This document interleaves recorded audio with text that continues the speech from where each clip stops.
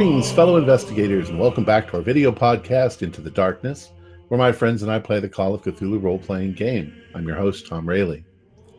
Our campaign is Horror on the Orient Express, and this is episode 56. I'm your game master, and Jeff Wilkins will be giving the recap. So prepare for the descent. The players are ready. Let's begin our journey into the darkness. Jeff? Thanks, Tom. Our group's currently reading through the book called the Narrato de Tilius Corvus, which we are role-playing out the story. The time is 330 AD. We're just outside of Constantinople. Our group has just returned from the second town, Alicati, having captured 2 young cultists. We bring them to the military complex and interrogate them. After using some force, we learn that there is an army of cultists and undead creatures headed our way. With not much time to prepare, we must act quickly. We're forced to decide what to do about the refugees and the sick. Longinus tells us he will not allow the sick into the fort and risk spreading the plague to the soldiers. We reluctantly make the decision to leave the sick outside and only bring in the healthy refugees into the fort. The army soon arrives and our battle ensues. After a long battle, with many of the undead army falling to both swords and arrows, we overcame their forces and win. The lead cultist, though, escapes and heads back in the direction he came from, which we can assume is the town of Calicoi. The next morning, a group of elite soldiers gathers, and some quick repairs to our armor and restocking our weapons and arrows, we head off in search of the evil cultist leader. We follow the trail and end up on a trail that heads up into the mountains. We are surprised that a group of 10 legionnaires have caught up with us and offer to assist us, but not for long. The trail narrows to force us into single file. After hiking for a bit, Emmerich turns around and sees that those same 10 soldiers have changed their minds and have abandoned us on the trail.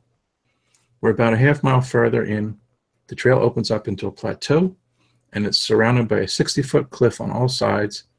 In the center, there's a huge pit that drops off into the darkness. That brings us up to date. Indeed. In front of you, in a fairly flat area, there is a 25-foot wide pit dropping off into the darkness with fairly sheer walls going down. What would you like to do? You cannot tell how deep it is by looking in. Does it look like a natural formation? Sorry, Jeff. Sorry. I was just going to say, I probably should have mentioned that the reason we're chasing after this lead cultist, not only to bring him to justice, but because he was wielding what we assume was the knife. What do you want us to do, boss? What do you think we should do? Your counsel is needed. How shall we proceed tactically? And where do you think they went? There's people on top of the cliffs throwing stones or rocks down on us. I'm worried about in a cabin like this. It's prime for ambush.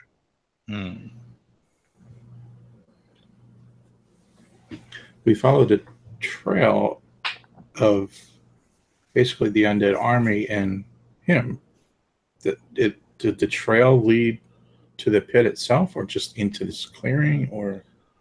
The trail sort of, it started going up this hill, but eventually there was very little in the way of blood, so you can't really tell. There may be some spots of blood here and there up here, but it doesn't look like there's any other way past this. The cliffs around it, the 60-foot high cliffs, are impassable at this point. And there's no signs of stairs or footholds or anything like that? Well, are you guys looking at the hole? What are you doing? Yes, I'm going to look at the hole. Yeah. Okay. It seems to just drop off into darkness. Well, not being one to challenge tradition, I shall pick up a stone and chuck it into the hole. Okay. How big of a stone? Well, just a small pebble. Okay. Not a great big rock, but just so I can just hear it. You drop the the rock into the hole, and you don't hear anything. I'm keeping my eye on the cliff tops for any signs of movement up there. You don't see anything up there.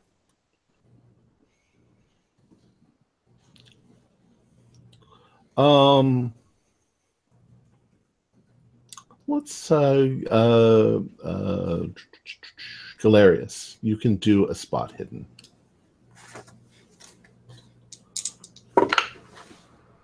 Jeez. 0. Okay. You begin to wander towards the pit, and somebody has to grab you to keep you from falling.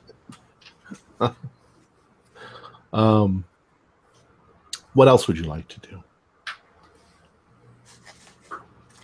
There's no signs of any way down, are there? There's no ropes or handholds. There are no ropes. There may be handholds, except that they would be. It looks pretty steep. But go ahead and do a spot hidden for me, Mick. Millennius. 99. We're getting there. It looks like the lucky dice have given up being lucky then. Yep. No, I'm too busy staring at Galerius to make sure he's not walking into the pit. Anyone else? What about smell? Is there any particular smell coming from it? Not really.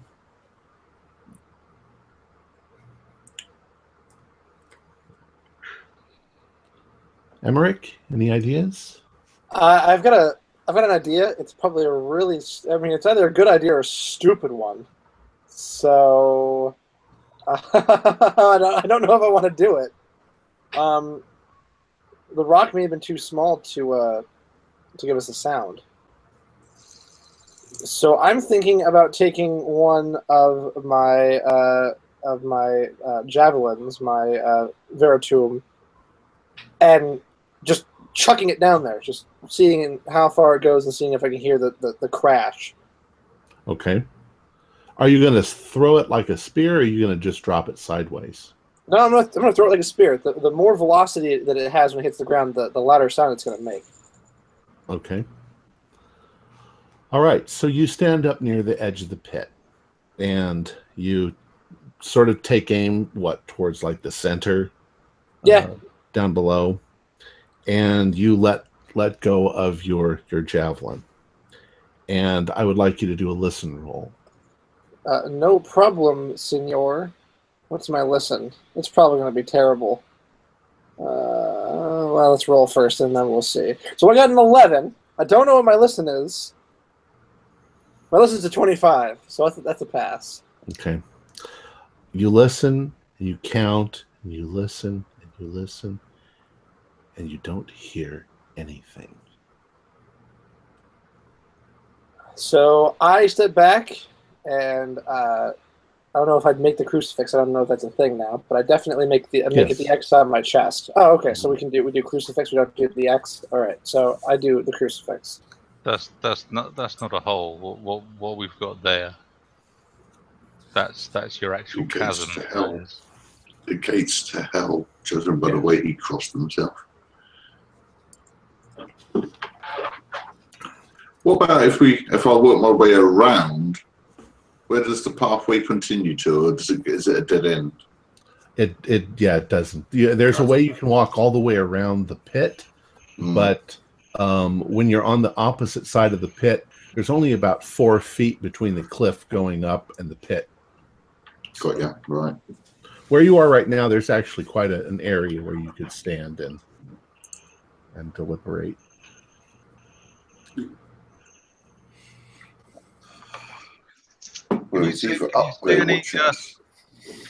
Can you see any handholds from over there on the other side of the pit, Demonius? Demonius, do a spot hidden. 90. Lower. We're getting lower. Falcons never look down. It's really dark in that pit. I refuse to look down. I always look up. you don't suggest, Melonius, that we climb down into the pit. What bit? Well, not unless there's any. Yeah. Not unless there was any handholds or a path or some steps or something going down. But I certainly can't see any, and neither can Devanius or the old man. It seems. It's awfully dark down there. I'm wondering, is the rim of the pit as it's going down, or I guess if it's coming up, is it smooth? Well, I mean, roughly smooth. It's not glass smooth, but it seems to be at a right angle. It goes across the ground and then drops. Oh my God! Drop there. Emmerich, do a spot hidden. Yes, master. Again, get a 92. No, I got a 67, but that's definitely not enough. My spot hidden is a 25. Okay, well, we're getting lower. Well, I can roll again if you want me to. Well, maybe we'll get back to you. I would spend luck, but I didn't have that much luck. Something doesn't want us to know what's in the pit. You're our only hope, Belisar. Yep, that's what I was about to say. No. Yeah, let's let Belisar go ahead and take a look. Are you kidding me? What did you get? You didn't get 90 as well. I got a 99. Let's just go home, shall we? Should just go home. Yeah, fuck it. Wow. I mean, we killed the things, didn't we? You know, that's... Yeah. There's obviously nothing here. I think we finished our mission here. Let's Big hole. He obviously fell in a big hole. He's dead. Yeah, he's dead. Let's go on. Let's go and open that sports bar. Well, see if you can try a few other things. See what you can come up with. Is there anything else? I mean, can I do a spot hidden around the I guess immediate area to see Sure. if something stands out? Well, while he's doing that, can I make a track roll and see if I can see any signs of where the person we're following went? Okay. No, that's a 96. I need to switch. You know what? I need to switch up dice. These dice are. Oh. 90. Man, it's a record. This is a record. All right. You know what? Yeah, there's some dark forces out there. Hang on, this is the same game where in the last session we were all making really fantastic rolls when we were fighting. We're killing everything. No, we can't even find a hole in the ground. I suppose none of us has fallen down the damn bloody thing. I refuse to make a dex roll at any point this evening. This is... Last session, that was the one I rolled 2 zeros in a row, and then it followed it up with a 97 or 98. I had 3 bad rolls in a row. Well, let's assume that you spend a good hour trying to work this out, trying to figure it out, trying to see what you can. I would like you all to roll spot hidden with a bonus dice. We're testing the face. How about a lit torch? Something we can see, maybe. 80. I got 88. And what was that, Galerius? 2. Oh, wow. I got a 6. I got a 2 too. All right, cool. What was that you said, Galerius? I was suggesting maybe we try to throw down a torch, something lit that we could see. Like maybe there's just a moss ground cover, and it's just hitting something soft. Before I deal with your rolls a moment ago, let's say that you try that. You find something that you can light on fire, and you succeed in lighting it, and you drop it down the pit. What you see is the flame fall and then wink out of sight, and you never see it hit anything at the bottom. All right. As you're standing there, you guys are moving around. You guys keep looking and looking at the pit from different angles. And at some point, one of you is standing on one side of the pit, and one of you is standing on the other. And one of you kicks a little bit of dirt. And that's when the illusion is sort of broken. When you're looking down at from above, there is a stairway going down, or a ramp of stone, but it's so well concealed that you can't see it when you're looking at it. You have to kind of, it's only because dirt landed on it that you can suddenly notice, well, there it is. It doesn't connect with the rim, but it's about 5 feet below the rim. So you'd have to sort of jump down, and then you could go down it, which for everything in your being tells you that when you jump down, you're going to fall 1,000 feet down into the pit. But you can see where the dirt landed. It's a flat ramp spiraling down the pit. Can we deliberately throw a bit more dirt on it? Yes. You're sure it's there. Well, why couldn't we hear anything, though? You want me to go first? Well, if you want to go down first, I'll lower you in. I'll go down first. I'll lower you in so you If you volunteer for everything. And as he lowers you in, it is firm ground. Yeah, it's firm. And doesn't look it, but it's definitely and firm. Once you're there, the illusion is shattered. You can see from that angle, you can see the spiral going down. I'll keep to where I am, so they've got a reference point with low themselves to. And it's only the platform is the ramp is only about 3 feet wide. But I'll move down a bit each time somebody lowers themselves down. Yeah, I'll stay until last to help lower people down, so they're not just having to scrabble down. Yeah, you can't see what you're lowering yourself down onto. You mean you were under the impression that we were going to follow you? Okay, I'll be back in a minute. Yeah. We've got torches, haven't we? What time of day is it? Not on me. Oh, I just turned over the too many pages at once there. I was going to say, yes, I've got a flashlight and... I've got my hands full, ready to carry a torch. Pistol, technically, it's still morning, because you guys left early in the morning to get to Kaliki. I'd say start heading down slowly. Probably about 11 o'clock. Now, I'd say there's plenty of light, but it's going to get darker and darker as you go down. Yeah, hopefully I should adjust to it as well. There's no issue with this. You said it's 5 feet. Like, we could easily get out, or do we need to tie a rope off or something? No, you could climb out. You have to boost one of you up, and it wouldn't be that hard to do. Even if you didn't boost one of you up, you could probably, pull yourself up. When you're standing on the platform, the rim is right up to about here. Mm-hmm. So. All right. So what are you going to do?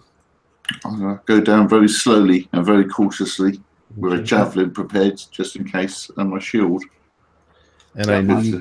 We're going to have to go down at some point. I'll ready an arrow. I mean, I'm assuming because it's a spiral. Yeah. If there was anyone coming towards us, I can launch arrows from the other side if I'm at the back. Oh yeah. Sure, you can keep me covered. Can I have an order? Who's first? Who's last? Like what? Domanius would be first, wouldn't you? Let's Tilius. Tilius is going to insist on going first. Okay. Not going to argue. But then who's second? Me. Domanius. Okay. I volunteer for everything. I'll go through it. Belisir. And followed by... Who's last? Yeah, I was going to go last, I think. My thought was that if I go last with the bow, because it's a spiral, that means that if I'm last in the line, I could fire at the front on the other side. Good idea. I'll go after Belisir. Okay. And that means I'll go between Galerius and Melonius. All right. So I'm second to last. So Tilius, Demonaeus, Belisir, Galerius, Emmerich, and Melinius. Okay. You begin going down, and can you say a prayer for us, Emmerich, before we go into the gates of hell? You want me to? Yeah, we can. And I guess I won't do the hand holding thing. We'll bow our heads. We're men.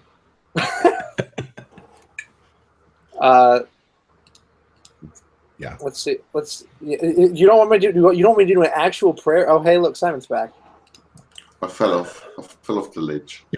Oh no. We're just about to do a prayer. You don't get rid of me that easy. Well, no, we're about to. All right, everyone, bow your heads.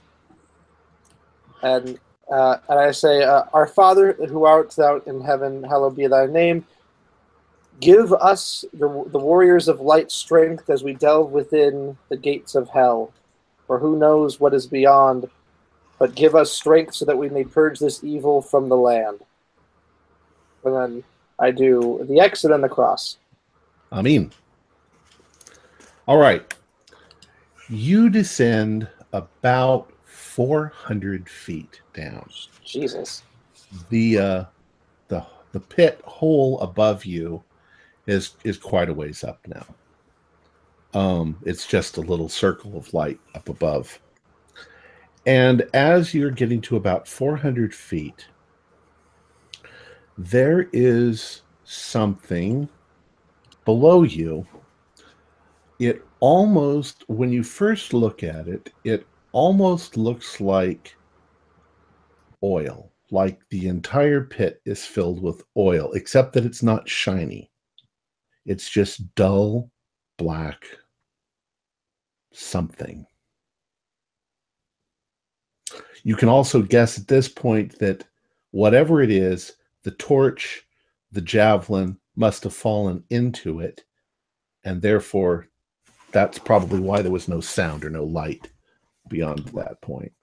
Is it pitch or something, or some sort of tar? If it was pitch, you would have thought that the torch might have ignited it. It's not exactly like pitch, because pitch is shiny. Yeah. This isn't shiny at all. Now, you guys by this point have torches lit. So this is a matte black. We threw a torch in, and the torch definitely would have ignited it, wouldn't it? Hmm. Well, and there's no smell of tar. Tar smells bad. Does this cover the entire floor? Yes. It's as if the whole floor were black. There's no path through it. It's the whole floor. The ramp goes right down to it, and it could be like an optical illusion, like we had at top with the path. You guys, I assume you guys are all still above it. You're at least 10 feet above it. I'm standing behind Tilius, but yeah, I'll go forward if you want. Do you want me to go forward? Sure. Give it a brave man. Yeah, I'll cautiously go forward with my Hasta long spear and give it a cautious poke, see if there's any substance to it. Your spear goes into it, but you feel no resistance. It's not a liquid. Lift my spear up, reach forward, kneel down and reach out and touch it with my fingertips. It feels cold, but it doesn't feel like anything other than coldness. Like a cold breeze or something. Like a cold fog. It is at this point that I see, when I'm seeing this, I whisper under my breath, the darkness of hell. It's the Stygian abyss. He must have come down this way. What's your order, sir? Do you want me to go down?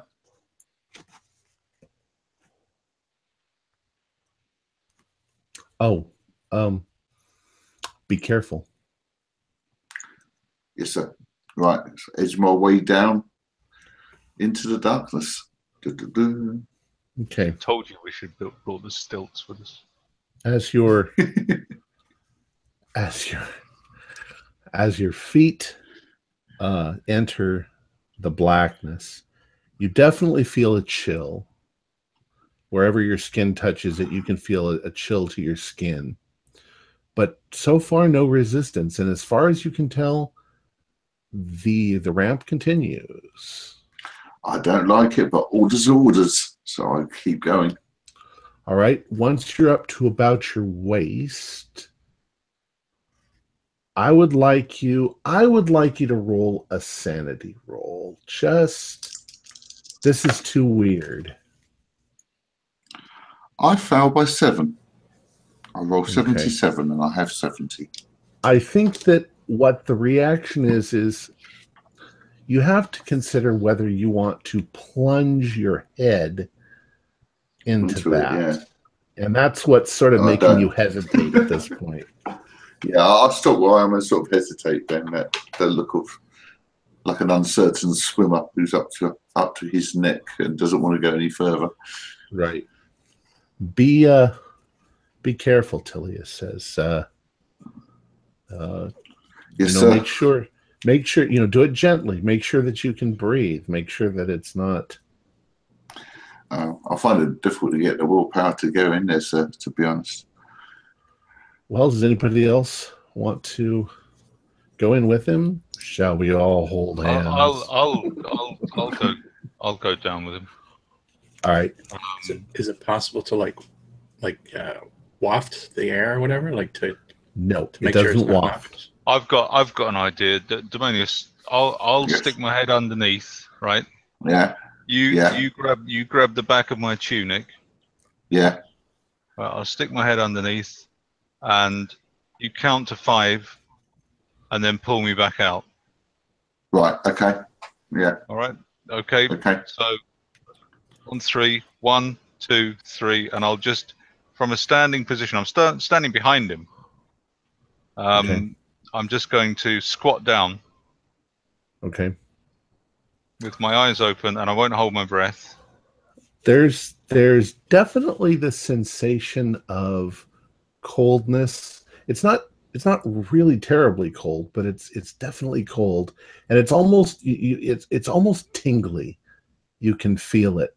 However, it's when you dip your head below, it is pitch black, and that's it. You don't suffer any ill effects. Your breathing doesn't change. It doesn't feel like you're breathing anything in.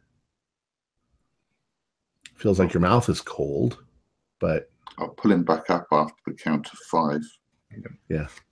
Seeing that he's okay and he has no ill effects, I plunge in. Okay. Same thing. Yeah, I'm sticking with him. But this time I'm going to hold on. I'm going to hold on to his belt or something. Okay. So that I'm following behind him. I follow as well. So Use my spear to, like a blind man, stick ahead of me to try and work out where the ramp is. All right. Well, once I think we lost Jeff. No, Jeff's here twice again. Yeah. Well, I don't know what this all is. This is ridiculous. The time of 2 Jeffs. It's me and Mick are next. Yep. All right. The only ones it hasn't happened to yet. As you make your way through, other than the sensation of coldness, there didn't seem to be any other ill effects. However, after about 5 feet through it, it seems to not be there anymore because your torches show light. Okay, you can see with your torches. However, when you look up, there is nothing but blackness. It is a barrier of darkness.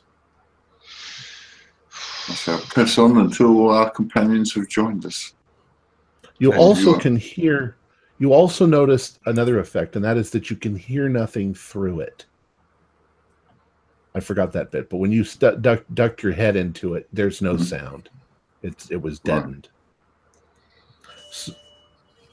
So this is why whatever you threw into it, you could not hear it or see it after it hit this barrier. All right, the path continues in the same way that it did before. Yeah.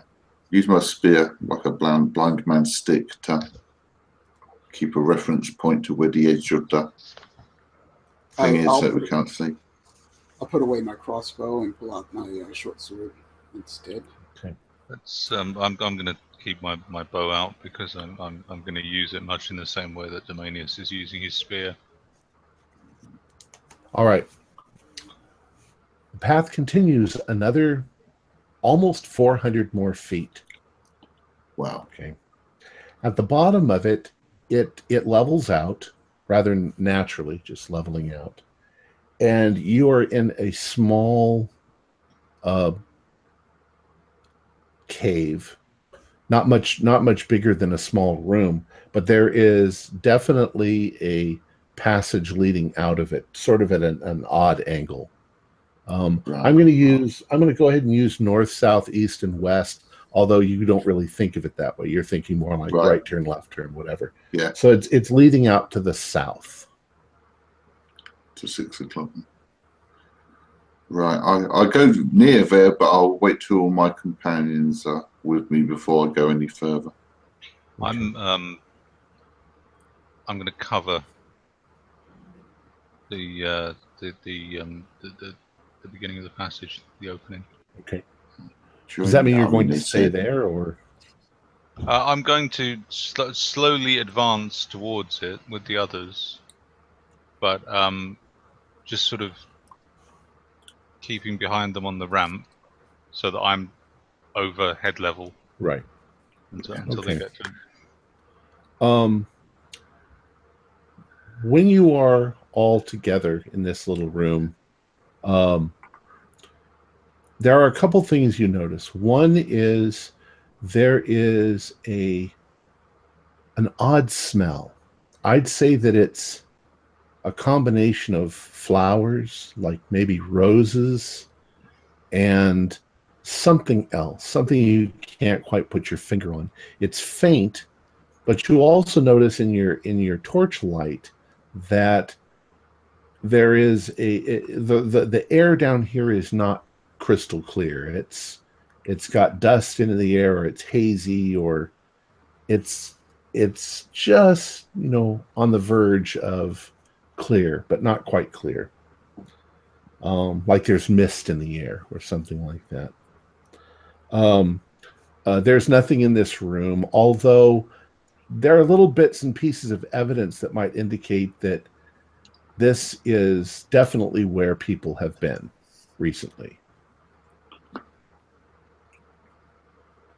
Candle stub, maybe on a rock or something like that. And there is like I say, a passage leading out to the south. But you would construct something like this. This is. It's all cave. It's all rock. So. Oh, it's all cave. I don't mind. Join the army, they said. See the world, they said. Meet interesting people. It's actually quite. I would say it is actually quite genius if you're an enemy trying to set siege to a land and nobody can detect you. I mean, it was hard for us to come down here to find a way to get down here. So let's have a look. See if there's that black flag stuff though. That's magic, surely. That's freaky. Yeah, it was. That was freaky. I convinced myself I couldn't breathe in it. It wasn't until you ducked your head down that I was convinced. It all took you just a little bit of sanity to take that first breath. Yeah. All right, press on, sir? Are you going to press on? If you wish, sir. All right. Should we do a sanity roll? I wouldn't say so, because we've seen one of our people go down there without any trouble, so I figured that, Yeah. hey, it's not that bad. I think after the initial, I wasn't going to make you take any loss. I just wanted to see if you were scared. Yeah. Right. So And I was. the passage continues, not very far. I'd say maybe about 20 feet or so, and then it opens up into a much larger chamber. The floor is not exactly flat. It continues to get lower, kind of in steps as it goes. This chamber is, I'd say it's about 50 feet across, side to side, maybe 30 feet deep. There are 3 passages leading out, one to the right, one to the left, and one in the center. They're not very large passageways, and the sort of mist is a little more prominent in here, and the smell of roses, or whatever flower that is, seems to be stronger in here. There also seems to be glinting up in the ceiling, something that's catching the light from your torches. But that's as far as I'll say, unless you guys want. Like a silver. What do you reckon, Olden? What do you reckon? So, to be clear, you said 3 exits. So in other words, there's 4. There's the one we came in, and then 3 others, right? Correct. Yeah. Yeah. One on the north, one on the south, and one on the east. We're just going to mixed losing people and losing people and losing people. Folks who are watching, we are very sorry for this. We are trying our best to find the technical reasons why this is happening. So we've got a choice out of 3, Olden. We can either go for the middle one or the one either side, left or right. What do you reckon? Middle? Sure. Do you want me to go down and scout ahead? Don't go too far. Just I've got a pretty decent sneak roll. Yeah. If Tom wants to roll it for us, I've got 75 in stealth. I'm going to try sneaking through the middle passageway. Okay. And go slightly ahead to see what I can see. Okay, we'll get to that in just a moment. Okay. I would like the rest of you to do a spot hidden roll.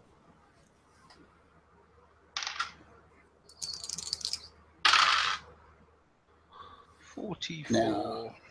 45, no. Oh, no. I missed it by 2 points. I can spend luck for that.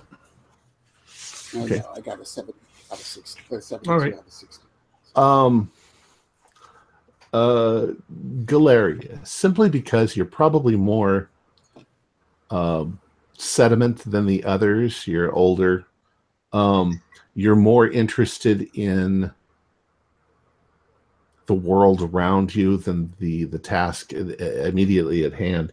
Your eyes caught by this glinting, and you suddenly realize that there are large areas up in the ceiling that have been smoothed out, and there are murals that have been painted in various earth tone pigments, and that there are bits of gold that are glinting, almost like icons from the churches, but these are depicting scenes. Can I raise a torch high enough to shed light on it, but without trying to ruin it with the torch? Yeah.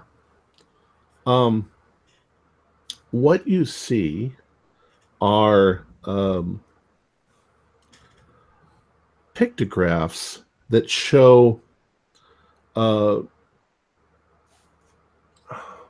it shows definitely on one side there are humans, but the humans are kind of primitive looking. They're wearing rags, more or less, and they seem to be armed with clubs in their hands.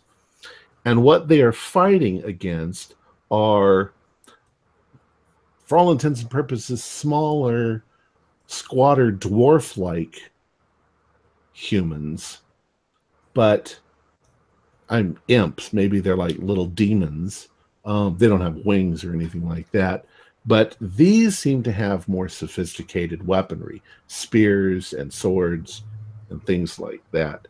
The whole thing seems to be showing you it seems to be showing you some sort of a history of battles that raged between two different kinds of people.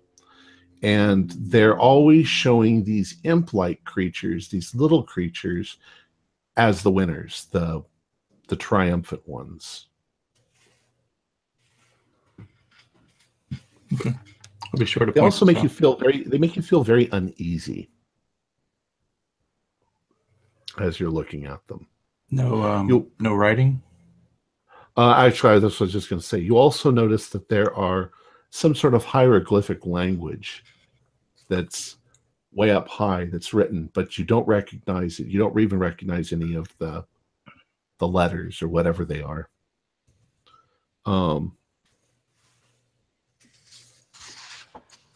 There's something very odd about the pictures, but they're too high up for you to examine closely.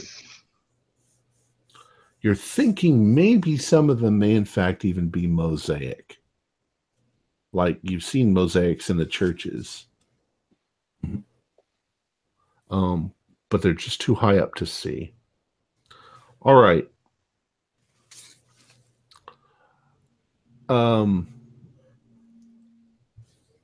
Let's see. All right. So Demoneus is now, you've gotten to the passage in the center going towards the east, and it descends a little bit, and I would like you to do a listen roll.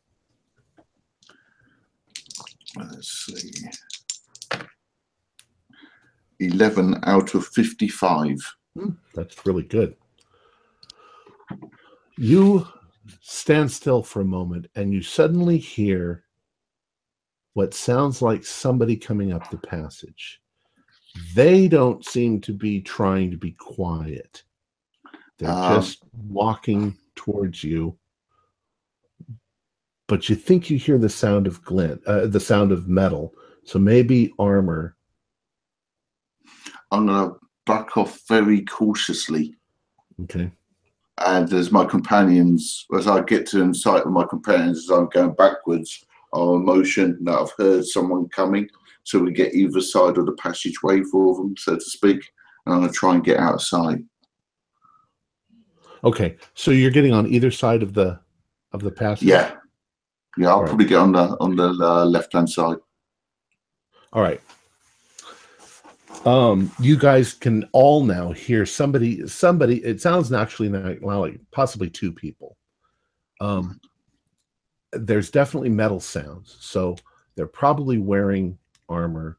You're guessing that it's probably a guard patrol. A few moments later, two cultists with robes and obviously, they probably got armor on underneath it, but as they step into the room, they both have torches. They both have flayed things on their faces where pieces of skin are missing. And they both look in that moment like they have been through a battle that afternoon. So they're pretty beaten up. They're not paying close attention. They're dragging themselves along, so to speak. So they're completely oblivious to the possibility that you guys are there, which gives you a complete initiative over anything you want to do to them. I should imagine missile weapons would go first, wouldn't they? Sure.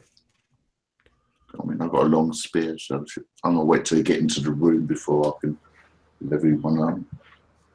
Well, let's let them get into the room so that the others can take them from behind as well if we need to. I'll go behind them. Once they've taken a few steps into the room, I'll let loose an arrow. All right, we'll say one. I'll go behind them. We'll say 1, 2, 3 steps. They've stepped into the room. Yeah, and I'll cut off a retreat and go behind them. All right. So who's going to go first? So Mick? Yep, I've got an 18, which is, oh, for God's sake, which is 1 point over an extreme, so it's a hard. Okay. I got a 93, so. So that's 1d8 plus 1. All right. 5. 5 damage. 5 damage, and he's got.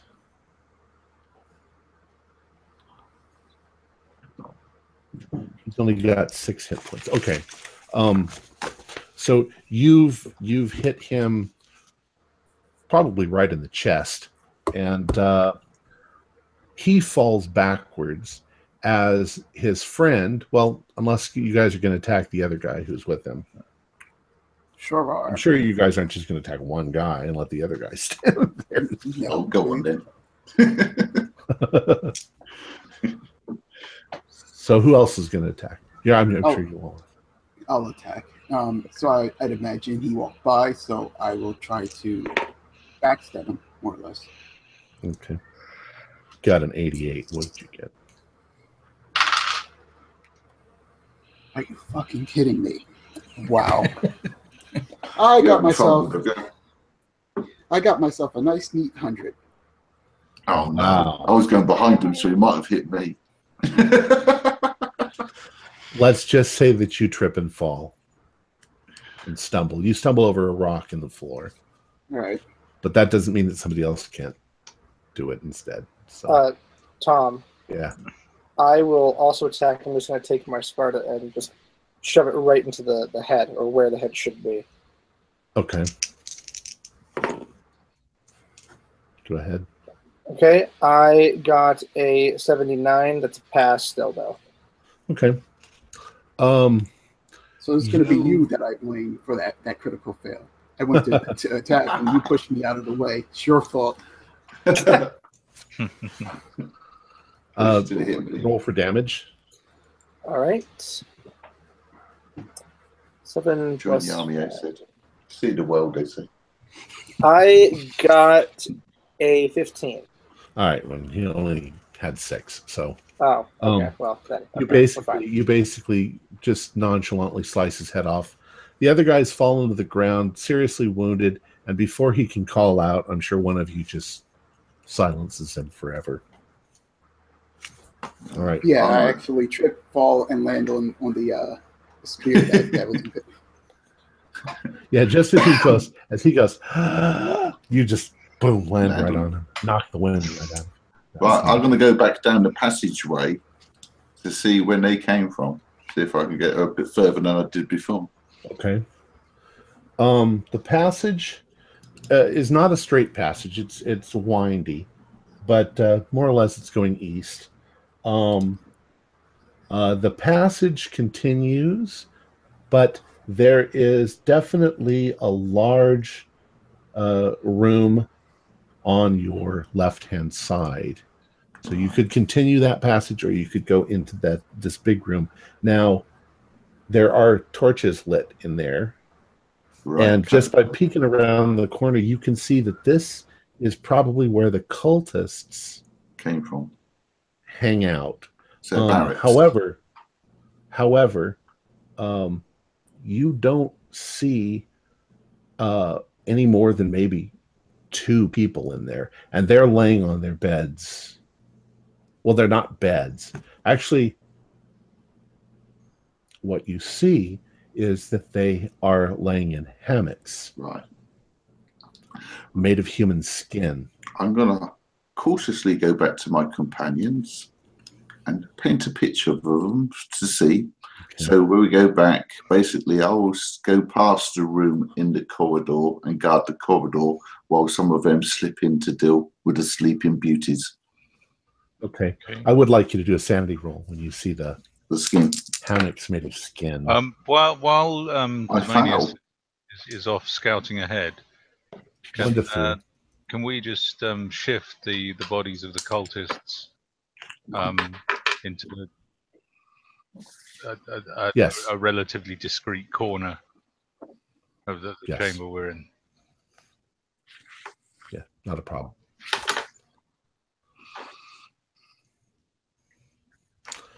Actually, let's try to set it up like they were tired and they fell asleep, and so they're sort of leaning on each other, like they're taking a little nap in the corridor.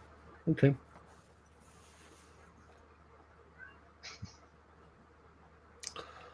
All right. So you guys have taken care of that. It looks like they're asleep. They're so sweet, except for the blood all over the ground. But then they're flayed. Yeah.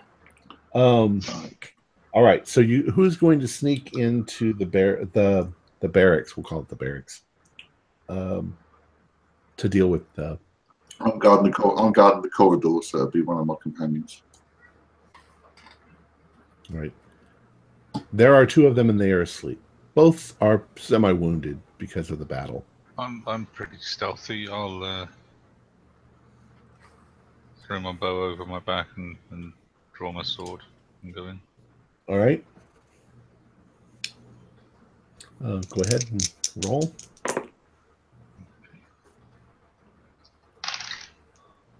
Oh! 5. Okay. You said you drew your sword. Yep. You simply walk up to one of them and you put your hand over his mouth and cut his throat. Okay. So, I'm going to move across to the other one.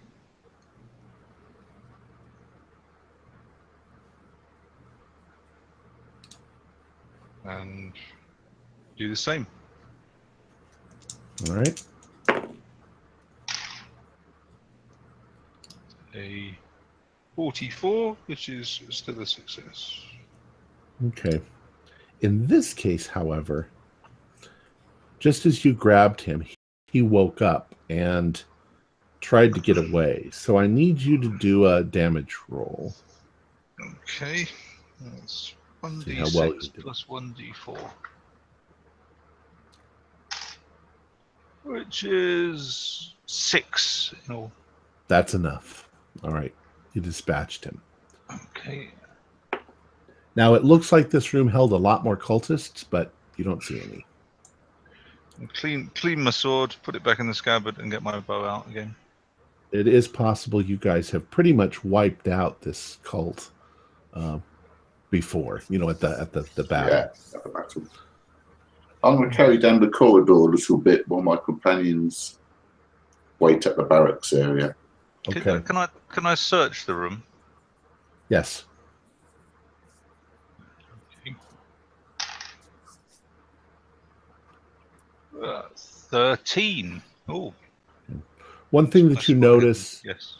One thing that you notice without even really having to try is that this room also has murals on the wall depicting similar things.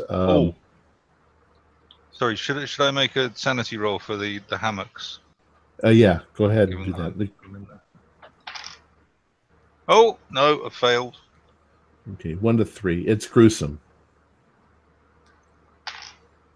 1.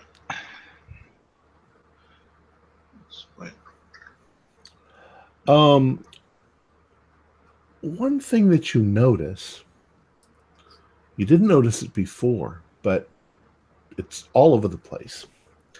There are little holes in the wall, maybe about the size of your little finger. Okay? And from these holes, little puffs of smoke or mist come out occasionally. Are they all puffing in unison, or are they doing it? They do seem to be puffing in unison, as if there was some sort of mechanism or piping that's doing it. And what's coming out is this little puffs of the mist that you see everywhere and that you can smell, that smells like roses.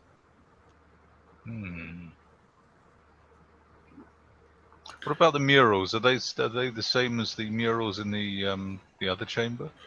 Not exactly, but the same sort of thing. Everyday life of these little impish creatures, and it looks like what you're seeing is that at some point the humans were enslaved to these things, whatever they are. For Emmerich, what he thinks that he's seeing is very much like in iconography, that these are little black demons that have led astray the souls of the righteous and enslaved them, to the devil. I look to the group and I say, in a hushed, feared voice, fearful, I say, brothers, I think we're in hell. Well, I Join figured the that army, they much. said. The prayer and all before we came down here. Figured that's where we were going. I'm looking around in kind of righteous horror that we have now descended into the depths, the living depths of hell. We serve this living God. These guys seem to be long dead. With these demons. This looks pretty ancient to me. Now, as you look closer, as you are able to get actually much closer to these hieroglyphs, you realize that they are mosaics, but they're not made of little tiles. They're made of something else. If you look closer, do a spot hidden. Yes. I have a feeling I know. No. So you're looking and you can't quite... What are these? What is this? I got a 25. That's a success? Yes. They're human teeth. Oh, I was about to say human bone, but okay, human teeth. Should I make a sanity roll for that? Yeah. And of course, when you say it out loud, everybody can do a sanity roll. Uh-oh. And I do not make my sanity roll. Cool. All right. Maybe not. I'll make mine. Do a 1d4. Right. There's literally millions of them. All right, I take 3 points. It's worse than the Picts.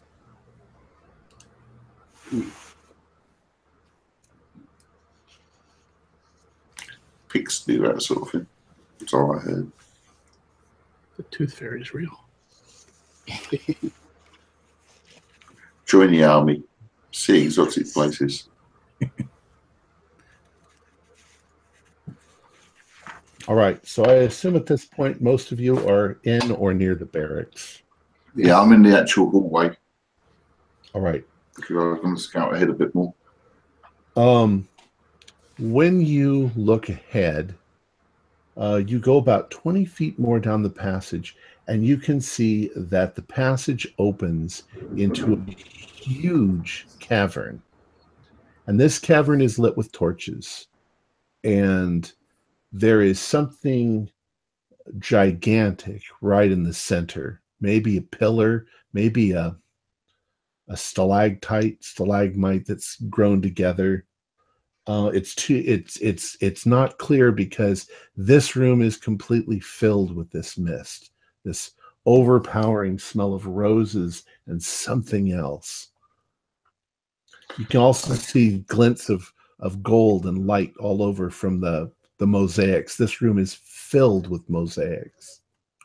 I'll keep watch while I wait for my companions to catch up. All right. You get the distinct feeling. You at this point you have an overwhelming, horrible.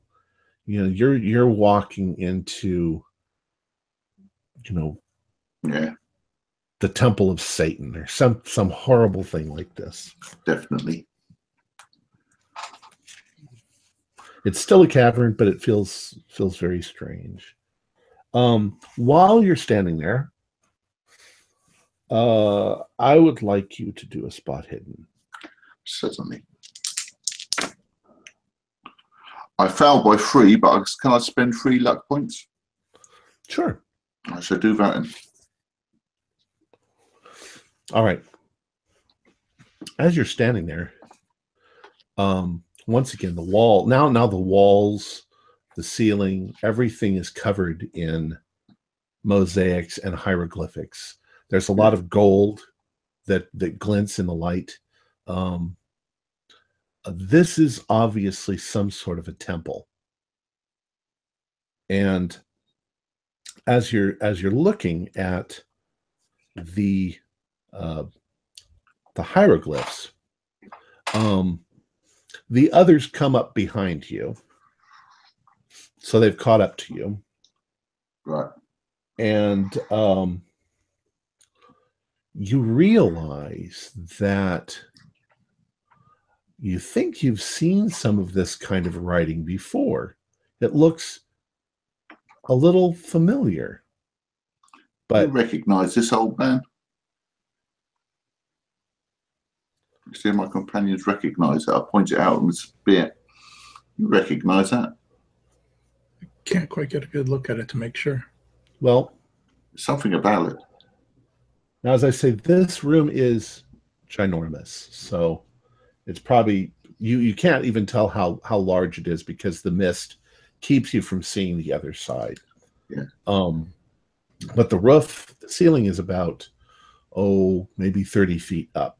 But wow. These mosaics come all the way down to the ground in this place. And there's hieroglyphs and lettering, or whatever they're lettering, they're hieroglyphics all over. Let's see, would Emmerich know it? If Emmerich, call Emmerich forward. You recognize that script, Emmerich? So I'm going to look up at it. Does Okay. it look like Hebrew or? Nope, doesn't look like anything you've ever seen before. But I've seen it. It looks familiar. Well, Demonaeus, do a spot hidden. No, I fail with 76. Okay. Demonaeus, you look forward. You look closer. You've gotten over the idea that all of this shit is made out of teeth, which is horrific. But you're looking at it, and you suddenly feel lightheaded, like something is getting to you. Maybe this mist, maybe the light, maybe just the overwhelming feeling. But put my hand out to the wall to brace myself. You suddenly realize that you think you can understand it. You think that this language, it was not obvious a moment ago, but now it just suddenly seems rather obvious. Yeah. And I would like you to do a sanity roll.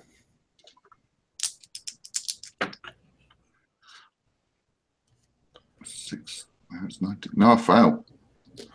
All right. I want you to, at this point, you start staring at it, fascinated. Okay. Right. And that's all you do. You stare at it, fascinated. Okay. You stop interacting with the others. You're pretty sure you can figure out what this says. And that's all you're going to do. Okay. Any sanity loss? 1d3. 1d3. The rest of you are looking at Demonaeus, waiting for him to say something. And he is just standing there staring at the wall, open-mouthed, and ignoring anything else at this point.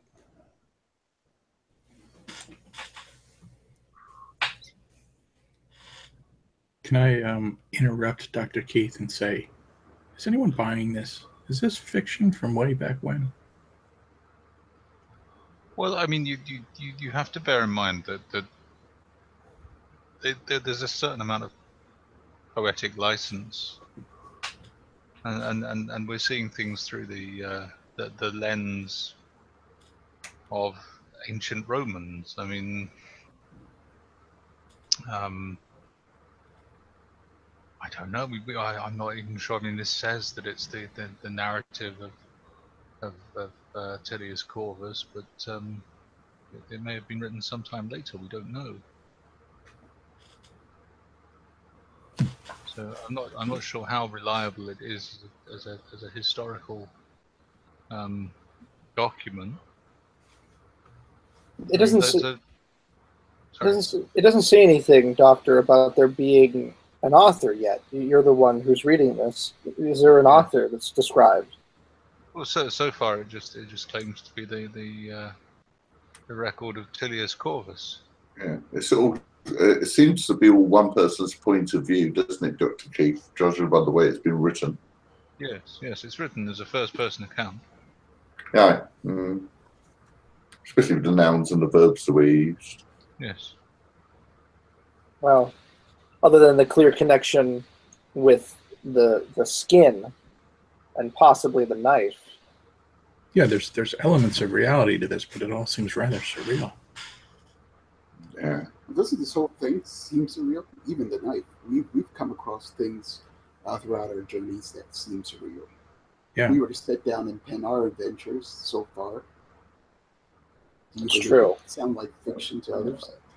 Yet we know that it happened. I mean, we've read about this knife before, haven't we? Mm-hmm. Here it is. Last time we read about it, it was in that tower, wasn't it? Full of bloody carcasses. Yes. Damn bad show that. Certainly a similar motif, isn't it? Looks like these poor chaps are going into the same sort of thing. Yeah, sorry to interrupt. I didn't mean to break your train of thought. I have to say that after what's happened, after the business in that cave and the thing I saw in my hotel room, I'm somewhat more open-minded when it comes to these things, perhaps, than I used to be. Hopefully, this just turns out better than the story with those 3 gentlemen that went down to Istanbul, and the one that went insane, and the one that died, and then the one that killed himself. Mm-hmm. Hopefully, it turns out better than that. Yeah. One of those was a female. One of them was a female, but it's 1920.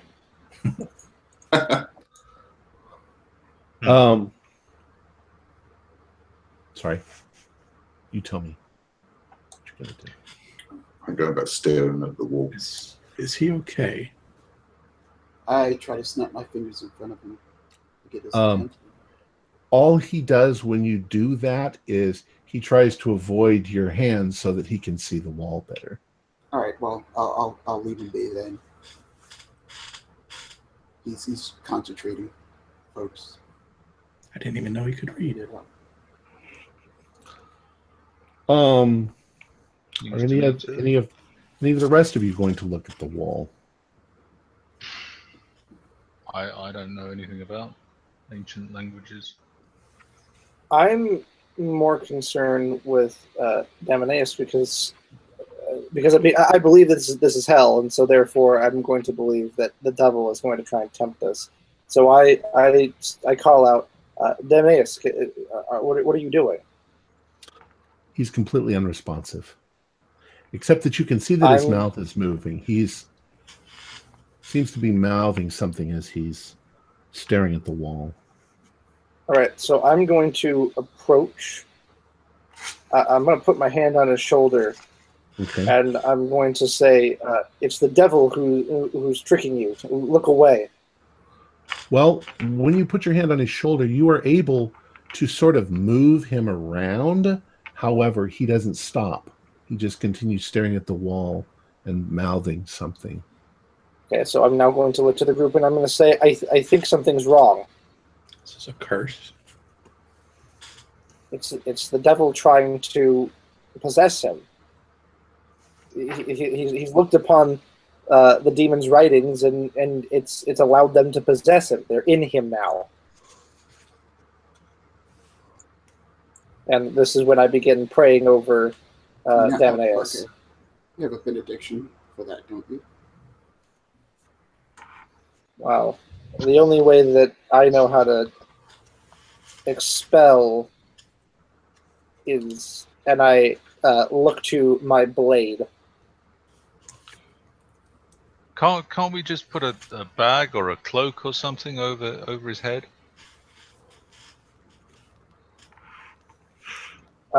If stopping him from looking at it might break the spell or whatever it is happening. Perhaps. Mm-hmm. I remove my cloak and I'm going to put it over Demonaeus' face. Okay. Demonaeus, please do a power roll. A power roll. Willpower. Willpower. Let's see. No, I failed with 76 out of 65. Right. I got an 80. Technically, I guess you got a better roll than I did. At first, you immediately, when they cover you over, you begin to struggle. Mm-hmm. You try to take the damn thing off, and you're doing it not like you're possessed, but you're just like you want to read the fucking wall. Yeah, I want to see what it says. But you also feel a little nauseous. You feel as if you've been distracted, or something has been, taken from you, or something. But you really, really would like to get a look, start looking back at that wall. Yeah. You were sure that you were understanding it, that there was. I was just about to have it. I say that a little too cheerily. It's horrible. What it's saying is really awful, but you want to find out what it's saying. Yeah. I want to finish it. I want to see it. Don't do that. Don't cover me up. What do you guys want to do? Is he actually communicating with us, saying that? Or is it... Yes. Okay. I can't breathe. Okay. I take it off of him. Okay. You start reading again. Look, reading that bit there. Yeah, he immediately goes back to staring at the wall.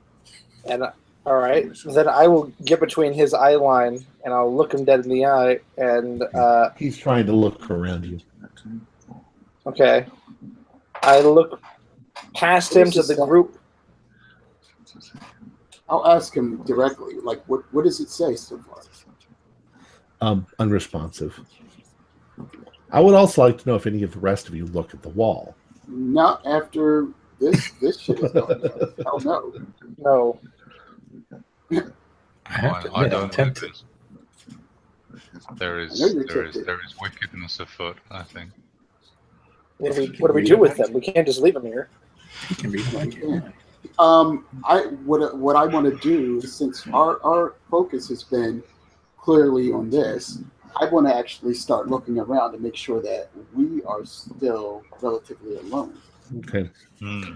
I would like you all to do a sanity roll.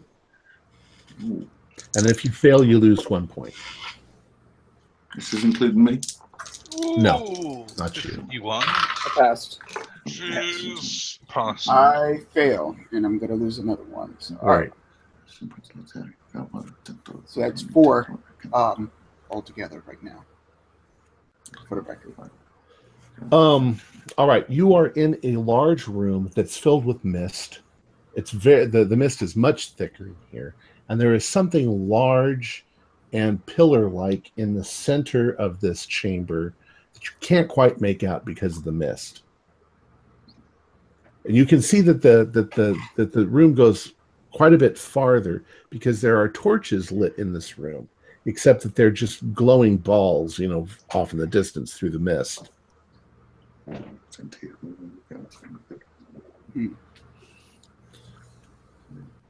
we get a closer look at this? You're gonna go towards the thing in the middle. Yeah. All right. Well, first, I am look. Initially did say that I was looking to make sure that we were, like I said, relatively alone here. Well, you can't really see the other end of the room, and you don't hear anything. Right. Although, I mean, you can hear cave noises. You can hear occasionally drips of water and things like that. But you don't hear any noise, any people or anything like that. Okay. I don't know. I'm tempted to let him keep reading. Maybe he's going to figure it out. But yeah, I feel like the longer we wait, the more dangerous it gets too. Is he really? Is he really managing to read this? I mean, it doesn't look. When we looked at it before, it didn't look like anything we recognized. I mean, I never knew he could read ancient languages. Is he really reading it, or is it some kind of mania? It's possession. I tell you, it's a demon or the devil that is allowing him to read this. This is a language that mankind wasn't meant to read, and I'm now beginning to panic. Okay, when I see his level of concern, I'm gonna step in. I'll turn to him and I'll say, listen, I understand your panic, but we have God on our side, right? So I look at you, Belisir, and I say, God does not look down here. But God did create this place, right? And we are blessed by this God of yours, right? So why not? Why not? Maybe he's looking at us. As they're having a philosophical debate, I'm going to throw a cloak over his head. Ah! Okay. Yeah, he rebels against that quite strongly. He does not want to be blocked. Can't see. Can't breathe. Why don't you do a grapple roll on each other? Malik. I'll be at a minus, I should imagine, because 77 I fail. I got a 97. Oh my God. Throw your dice away and buy new ones. All right. So he immediately just throws the cloak back off of it again, shoves you away, moves a little farther on, and continues reading. Occasionally, you can see from his facial expressions that he's reading something horrible, and he'll even gasp a little bit, but then continue reading, eyes wide. Oh. I should think of like go to the woods as in young. All right. Perhaps this isn't. What if this isn't writing? What if it's some kind of trap? Well, I should have given Simon. I should have given you the chance. Do a power roll.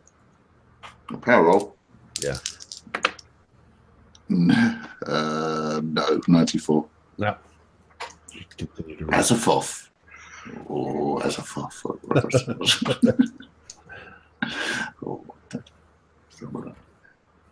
All right. So, Fuga. Except that you keep stealing the screen from everyone. I'll mute myself. All right. All right. So, what do you guys want to do? So yeah, I'm walking towards whatever was in the middle of. All right. As you approach, you'll realize that it's a stalagmite that's grown together. It's about, I'd say, maybe 3 feet thick. But as you get even closer to it, you realize that it has been carved. And what you're looking at is a huge figure of a skinned human. It's flawless. It's perfect.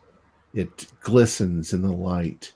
It It looks like it's in physical agony, but its face has an expression of power and cruelty.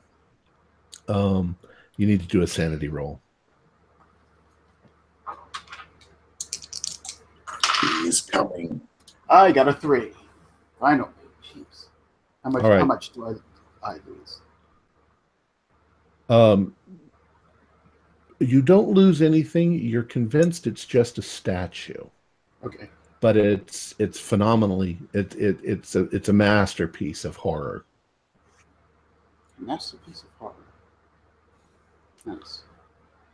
I mean, Now you can also tell that not far away, there's other things to the east in this room. Once again, it's obscured by the mist. All right. But I'll let somebody else go. what are the rest? Yeah, what are the rest of you doing? You can be standing over by Simon. Oh crap. Domineus, or you can move towards this big statue in the center as well. I'll move towards the center. I think I'm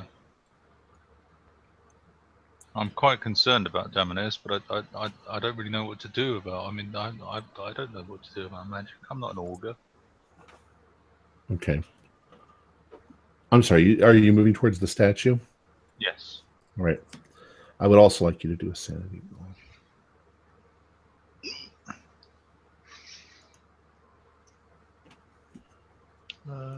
Ooh.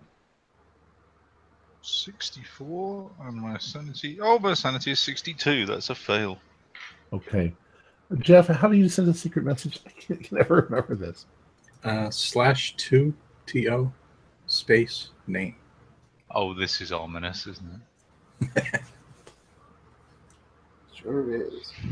Especially when it makes it obvious. Use Facebook if you're not sure. Got it. What did I miss? We saw a statue. He sees. Yes. Yeah. The statue of a skinned human being. Nice. Exactly what I said. St. Benedict. It's dear old St. Benedict. You know this man? Okay. What happens is, Millennius moves forward, and as he looks up at the statue, he suddenly stops dead in his tracks, looking at it. And I'd like him to do 1d4 damage. Damage. Yeah, from Or the sanity roll. No, you failed your sanity. 1d4. 1d4 sanity. Yeah. Of damage. Yeah, sanity, sorry. That's 2. Okay. He gasps and backs away from it. Well, that can't be. Who else? How could that be here? How could it be that? I don't understand. Who else is going to move forward and look at it? I'll ask you. You know what is it? Can you see? What? Look at it! Look. Shook off. It's the statue. It's me. Do I see that when he says that? No. And I look up Looks like a at statue. that. Oh my god. Emmerich, you looked at it? I'm looking. When he says it's me, I look up and I'm going to look in that direction because I imagine I'm praying next to Davinaeus. But when he says that I break from my meditation, I look up. Okay. Well, you can't really see it. It's too obscured from where you are. It's foggy. Okay. If there's no one else around me, I'm going to stay with Davinaeus. But if there's someone there to stay with them, I'm going to approach. No alpha tip. I'm sticking by Dominatus because I'm going to try something as soon as I get a chance. Okay. So I guess we kind of you let me know that, and I stand up and I'm going to approach. I'm going to approach Maloney. All right. Approach the statue. All right. Do a sanity roll. Okay. I pass. Just looks like a statue, but a very exquisite statue of a flayed human being with a glaring sort of look on its face. Obviously, a deity of some sort. And this is when I begin remembering the tablets of Hermes that describe hell as above, so below, all that fun stuff. So I look over at Belissaire, who is sitting by Melonius, and I'm going to just give him this grave, like, dreaded look, like, we either need to move on or we need to get out. I'll nod. And I'll turn around and point back to Simon. I can't think of his. Shouldn't be good. Dominaeus. I always forget Tilius is there too, and Tilius moves beyond. He doesn't look at the pillar. He purposefully keeps his eyes down and walks past it, but he wants to see what the other torches are farther on. And he says, "There's like a table and chair over here." Is there anything on the table? Books, papers? Well, you can see him in the mist, and he's sort of like, it looks like there's blood on it. And this chair over here has leather straps. All right, let's go over there and investigate. Okay. At this point, if Galerius, you were over by Damoneus, you can no longer see them. They're lost. They're gone off in the mist. Okay. Can I take this? Sorry. Go ahead. I have an idea to try for Damoneus, but I don't want to interrupt. Oh, go ahead. Okay. So I'm going to step in front of him, and I'm going to smack him. I'm going to smack him across the side of the face. And I'm going to start yelling at him. Listen up, you maggot. Your men need you. I will. When you smack him, you slap him really good and hard across the face. Yeah. I'm going into drill instructor mode.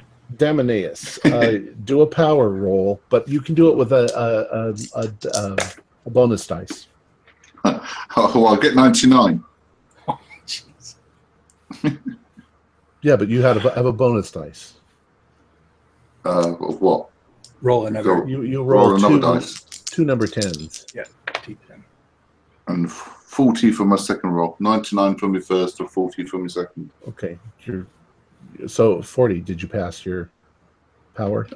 Yes. My power. Yeah. All right. My power is 65. He slaps you, and you immediately turn to him, and you're like, "What the fuck are you doing?" You know. I snap to attention though, because I am a soldier and I've been programmed, so been distracted by a superior officer. So. And the spell, whatever it is broken. There's a part of you that wants to read more. What you read was horrible, but really, that's terrible. you have the ability now to resist. I'm gonna try and resist it because I feel sick. Okay. I'm gonna go throw up. Yeah, you feel sick. Then I'll throw up. No time for that. Move forward, march on. Your men are up ahead. They need you. And don't look at the statue. Don't look at the statue. I shall press on. All right. So are you guys going to walk towards the statue? Yeah. I need you both to do sanity rolls. Oh, yeah, I haven't seen the statue yet, so I better roll a sanity roll. I'll make it. I'm getting used to it. I'm having a mental block. I'm looking to roll under or above. Sanity? You're under. Under. Okay. Yeah, 50, 66. So that would be a pass. All right. So what you both do is when you walk, since you heard the other people's reaction, you avoid looking at it directly. Okay. Right. Well, clearly, all of the others have gone insane because they can't see that this statue looks exactly like me. Do I have to slap you too? Front to the Look floor. at it! Look at it! It looks like me. The statue is a statue. Why is it a statue of me? This place is. I mean, that would. You think how long that would have taken to carve that statue? It's probably older than Front I to the am. floor. Front to the floor. Why would it look like me? I don't understand. It doesn't make sense. Keep moving. Keep moving. All right. What you discover over where Tilius is that there is what looks like a place where they trained their cultists in how to skin people. They strapped them down, they strapped them in chairs. There is a small shelf nearby with little curved knives. None of them glowing, just knives. But definitely a kind of a school for skinning. You also notice that over to one side, over on the south wall, kind of in the southeast corner of the room, there is what looks like a carpet on the floor. It's kind of purple, and it's got little silver studs in it. You also notice that on the wall there is a kind of tapestry that's kind of a pinkish purple with little studs in it. Your guess is it's probably skin.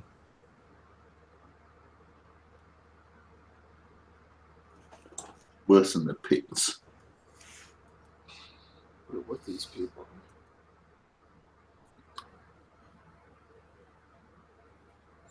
Well, I mean, Is it a doorway? What's that?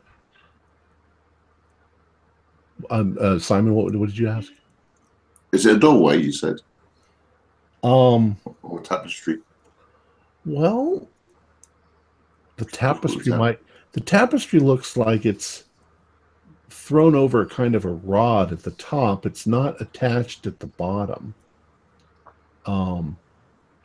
It's Try looking behind. It does definitely gives you the impression of like an entranceway. Yeah, I use my spear to try and move it aside rather than you can't get that close to your it. hands. When you I'm not feeling that. before you can step that close to it, you take a couple steps. You're about 3 feet away from the carpet on the floor when the carpet suddenly flies up into the air and moves towards you. It is another one of those skin things. Good. All the fill, and it's all of its little edges have sort of look tattered, but they look like teeth. So the whole thing is flying at you, and it got the initiative. So it's gonna.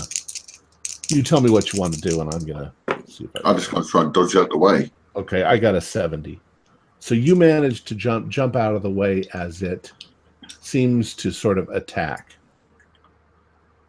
or it's trying to attack. What do the rest of you do? Right. Do I get a blue spear? I'm gonna chuck an arrow at the bugger. Well, I mean, I'll shoot it from my bow. I'm not just gonna chuck it. Okay, go ahead. Like a dart. Right. That is a 9. Oh no, hang on, sorry.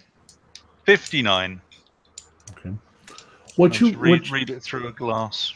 What you sort of realize though is that your arrow goes through it. It punches a little hole, but it does very little damage.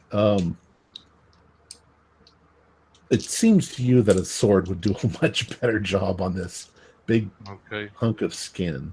I'm going to go for the swing. The sword. Okay. I'm gonna shoulder my bow then. Nice. I got an 11. My sword. Yeah, I got an 86. So Go ahead and roll for damage. All right.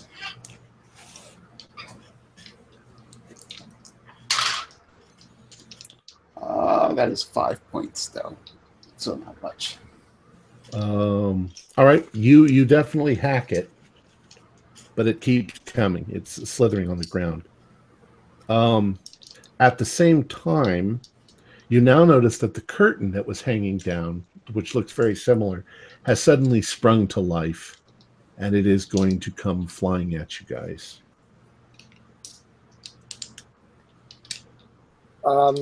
All right, I'm gonna charge at the one that looked like the curtain and that's flying at us. And I'm just gonna run, and I'm just gonna bring my sword up and just slice down the middle. Okay, go ahead and try. 80. I passed, but just barely. Okay. It fails to dodge out of the way, and you bring it down. So go ahead and roll your damage. All right, we're looking at 8 damage. And okay, it's damaged, but it's still trying. Okay. Who hasn't gone? I don't think I've gone yet. Go ahead. What do you want to do? I guess I was reacting first to the one that came On the ground. Yeah, the one. So I was swinging my sword at it. Hey, 26. Okay. Go ahead. Damage. Damage is 6 points. Okay, you managed to chop it into pieces with your sword. So the other one is coming. Who hasn't gone? I think that's everyone for this round. Okay. Yeah. Okay, so this is the one that was the one on the ground you just killed. So the one in the air was heading towards Emmerich, wasn't it? Yeah. Oh, yeah, it's not All one. right. So I'll let Emmerich go again. I think he's going to try to get you. 33. Okay, it actually got a 5. Ooh. So, damage. What damage does it do? Don't forget armor. All right. Mr. Combat Wizard, is armor like damage reduction in Pathfinder, where it just reduces the amount of damage I take, or? Yes. It absorbs damage. Okay. Well, what it does is it wraps itself in part around one of your arms and digs in its teeth. They're not really teeth, but that's how they function. And it does 4 points of damage to you. Okay. So I'm now down to 11. The beastie can't take me down that easy. So did you roll your armor roll then? Oh, I did not. I had to roll an armor roll. I don't know how armor works. I think it absorbs it automatically. I think. Well, mine's listed as 1d8. Okay. So I roll a 1d8. My armor Well, valued with 6 points. Let's- My armor. Is it on your character Yeah, sheet? mine's Yeah. 1d6 as well. mine says 1d8. Oh, okay. So I roll the 1d8 and Roll then 1d8. okay. So I am actually at a 13. You can't take me, beastie. All right. So if it's wrapped around me, what I'm going to do is I'm just going to take the spatula and I'm just going to kind of get under it and stab up into it. Okay. Go ahead and roll. 66. That's 72. All right. Go ahead and roll some damage. I don't think that there's much damage that needs to be done to it. So I did You managed- 13 anyways, yeah. you managed to tear it off your skin and cut it into pieces. All right. Excellent. It was concealing a passage into another room. Ah, Okay. want me to scout ahead, boss? How did you know that passage was there? It just looks like it opens into another room. Not really a hallway. Okay, go ahead. Cautiously. How is Melonius still had his wits about him enough to react to the thing on the creature, right? He's not under some spell, right? Correct. Yeah. Feeling all right there, Melonius. He's just convinced that thing looks like him. I can't help but wonder why there's a statue of me here. This seems like a bad omen. All right. The opening into this other room is actually fairly large. There's torchlight inside, and all you can see from where you are standing is that it's a small round room, maybe only 15 or 20 feet wide at its widest. And in the center of the room, on the floor, there is a cloaked figure with its arms up, like this. And as you get your wits about you, the figure lowers its arms and it stands up and it turns back and looks at you. And what you are seeing is a human being. He's had pieces of flesh removed from all over his body. He is holding in his hand a curved blade that seems to glow. And he says to you, in Latin, he says, "I am Unwin Gawalith, chosen of the Skinless One. Your skins are mine."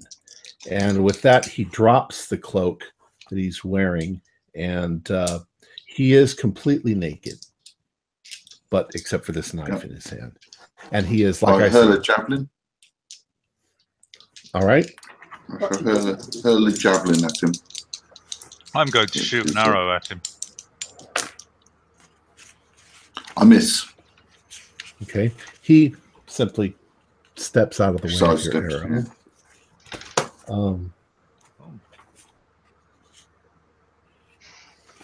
How about the arrow? 21, which is that's a hard. He got an extreme. So he also steps out of the way of your arrow as it flies past him. And he comes forward. Bastardus. Who is in the front? Who's going to get attacked? Whoops. Be me, I reckon. Well, when you put it that way. Well, let's assume that the Damoneus was in the front because he needed enough room to throw his spear. I did say I was going in first. Yeah, you did. All right. He is going to attack you full force. What are you going to attack, or are you going to dodge? I'm going to try and dodge. I've just thrown a javelin, so it's going to take me a while to get my spear ready. All right, go ahead and roll your attack. Your dodge. I failed by 2. Okay. He got a 26. He swings the glowing dagger and hits you. And it does. Where's that dice? There it is. He does 5 points of damage. It slices dice right for the armor, into you say? I roll D6. Well, it slices right through your armor, so your armor doesn't do any good. Oh, okay. So 6, is it? It's the Memsahis, you know it is. Yes, it's that dagger again, isn't it? Yes. I think you said 5, didn't you? Yes, 5. 5, yeah. It's 5, is it? Okay. He is kind of a show-off, so he's doing these little acrobatic spins and stuff like that to try to hit as many of you as possible with his knife. Seeing as he's like a show-off, I want to see if he can fight us while answering a few questions. So I'll ask, what's with all the skinning of these people? What are you guys up to? He's not answering questions. Oh man, I wish he was like one of those 1920s villains. James Bond villain where he reveals his entire secret plan. Yeah. So who's going to attack him next? We had I'm two people gonna. attack. Yes, I've The already. other people. Sure. Yeah, I'll step up. Emmerich? Unless you guys want to do it by like Dex or something. I'll go after you. Okay. And I'll go after Wayne. 00. What are you doing? I was swinging with my sword, and Okay. I completely missed.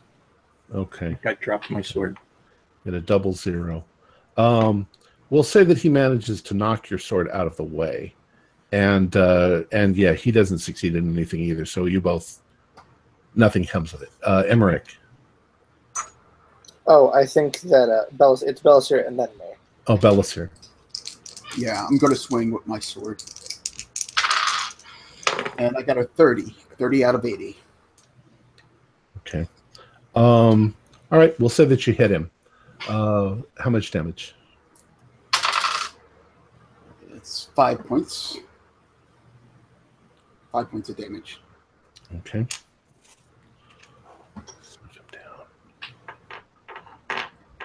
All right. And now Emmerich.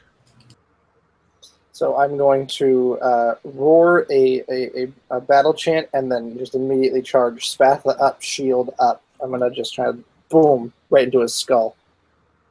So Okay. I roll. I got a 56. He got an 18. Ah, fuck me. So you miss as he brings the Memsahis down upon you. Okay.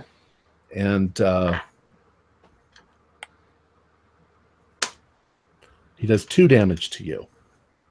Okay. Now, at this point, who did he damage before? Was it Demoneus? Demoneus, the wound that he gave you, Yeah. burns like fucking hell. Okay. I wasn't going to be taking any actions or anything like that because I thought I could be badly wounded. I'm just going to hide under my shield. Do a Constitution roll though.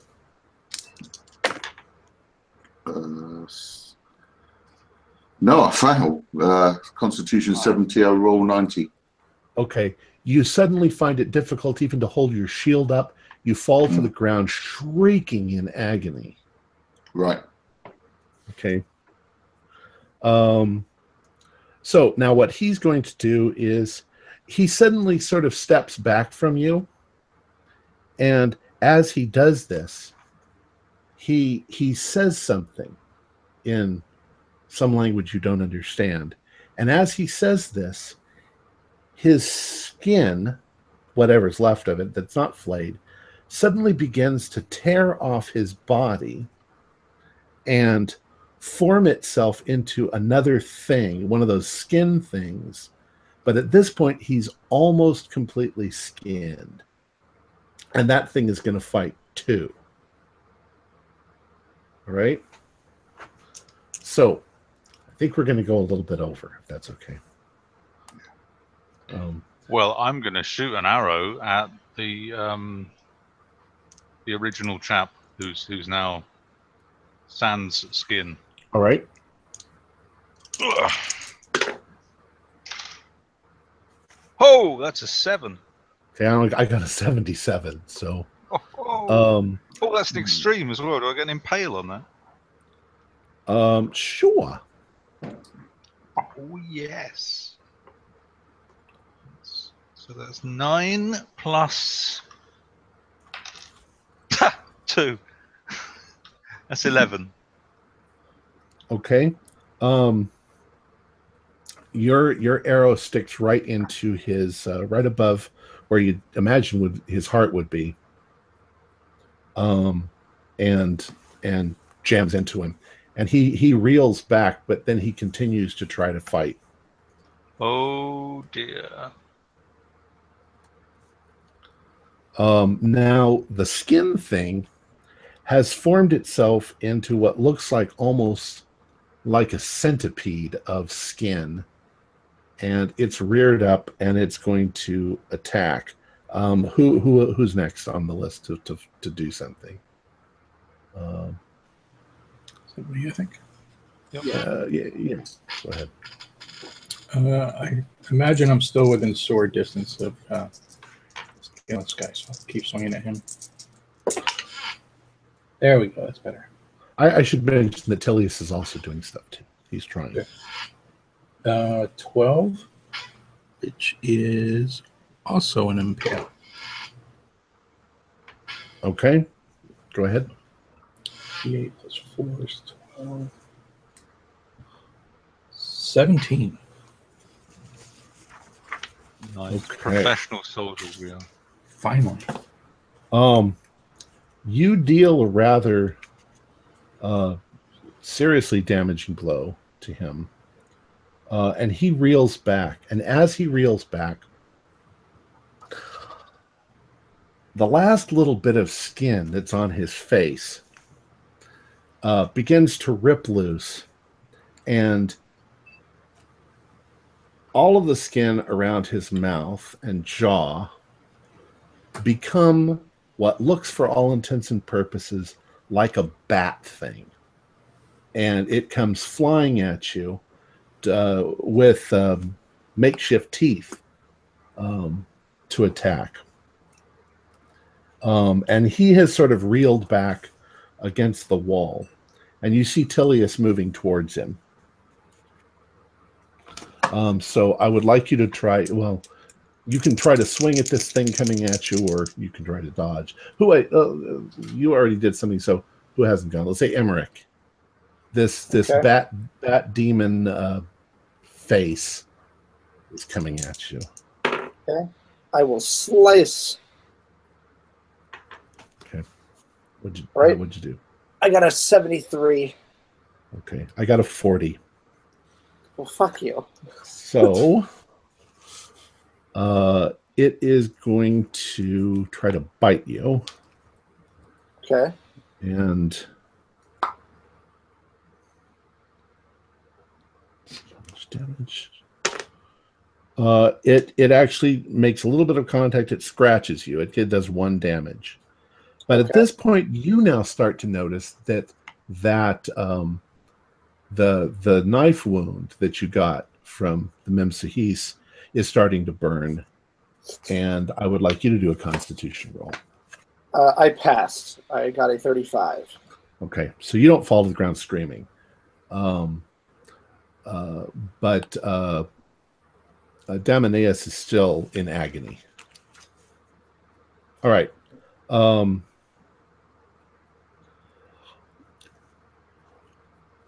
For the sake of brevity. Okay. The battle goes on a little bit longer. And ultimately, Tilius has the guy cornered. And he brings up his sword, and he, point downward, he jams the knife right into Unwin Gawalith's chest and pushes it in, like that. As he does, the cult leader screams, sort of howls in anguish. He drops the Memsahis on the ground, and he explodes like a bomb going off. Tilius flies through the air backwards, blood covering him completely. Blood flies up into the ceiling. It flies on the walls. It splashes on you. And I would like you to all do sort of an idea roll. And you think you've seen everything. 39. 26. 16. Okay. It just seems to you like there is not that much blood in the human body. Yeah. It's like a gigantic bomb of blood that goes off. Now, Unwin Gawalith is dead. And the skin things that are in the room, even the ones that were still a little bit alive, suddenly fall to the ground, completely lifeless. You feel as if something has been lifted when this happens. But you also look over and you notice that Tilius is lying on the ground on his back, unmoving, covered in blood and gore. Rush over to him. All right. He's very dazed. He's obviously took the complete brunt of the blast. He tells you that, I don't feel well. I think this might be it. I think I have internal injuries. He says, make sure that Gamelius gets my logs and keeps and keep updating them. Take that weapon that he had and give it to Gamelius. Make sure that the Goths don't get it. He says, I'm not afraid to die, but I want to go home. And I want you to tell Evdohia, my fiance, that I love her. I will do, sir. I will. And he passes into unconsciousness. Is there anything I can do? I mean, I'm not a medicus. Well, I have first aid. Let's do a sum up. We'll move ahead. And since we want to finish this, we're going to go a little over, but not too much. All right. So what you manage to do is you do manage to take Tilius and get out of there. You guys have to carry him. It's not easy, but ultimately you get back to the Gillian outpost. Now, what you discover when you get back to the Gillian outpost is that every person, those very few that weren't killed by when the plague tent, the ones who were infected, all seem to have suddenly recovered. There is no sign of the plague at all in anybody.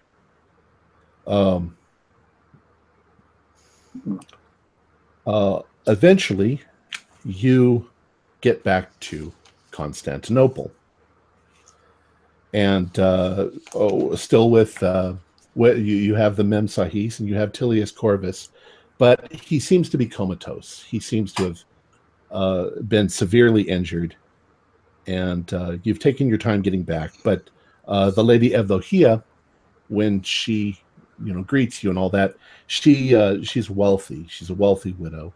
She makes sure that Corvus has the best physicians that they can get. Magister Militium Alexius Gamelius, he hears your report and he takes possession of the Memsahis. He's satisfied that the mission was a success and that no further action needs to be taken. He swears you to secrecy.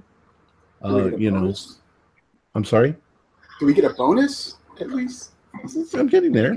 Extra? Okay. Retirement. He swears you to secrecy, but he gives you each 2 months leave, and he gives you a bonus equal to 1 year's salary. He also instructs you to return after the city's dedication for your full reward for the mission and formal discharge from military service. All right. So, over the course of a period of time, you finally get to the dedication, which occurs on the 2nd of April, 330 AD. Okay. The celebration, which is less than a month from when you started this. The celebration for the commemoration of the city continues for 40 days. During the 40 days, there are parties, there are parades, there are official ceremonies, there are politicians, there are church services, there are performers, animals. I just imagine 40 long days of a huge celebration as they're dedicating the city. The military officially at this point adopts the hero, the cross with the letter, as their symbol, which is a Christian symbol. You spend a good amount of this time relaxing, enjoying yourselves. I could go on and on about the celebration that goes on. On the 40th day of the celebration at the end, it's now May 11th, 3:30. The ceremony concludes with a massive procession at the Hippodrome. The entire population attends to see a huge statue of Constantine wheeled around the arena, escorted by soldiers in ceremonial dress, bearing lighted tapers, followed by chariot races. Okay, you probably all take place in bits and pieces of this. You're all part of this. The name of the new city, Nova Roma Constantinopolitana, New Rome, the city of Constantine, is engraved on the stela and set up in the Stratagion.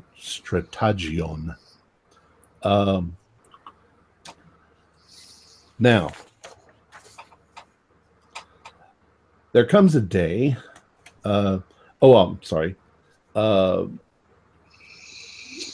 day after the ceremonies conclude, a well-dressed Greek youth delivers good news to all of you.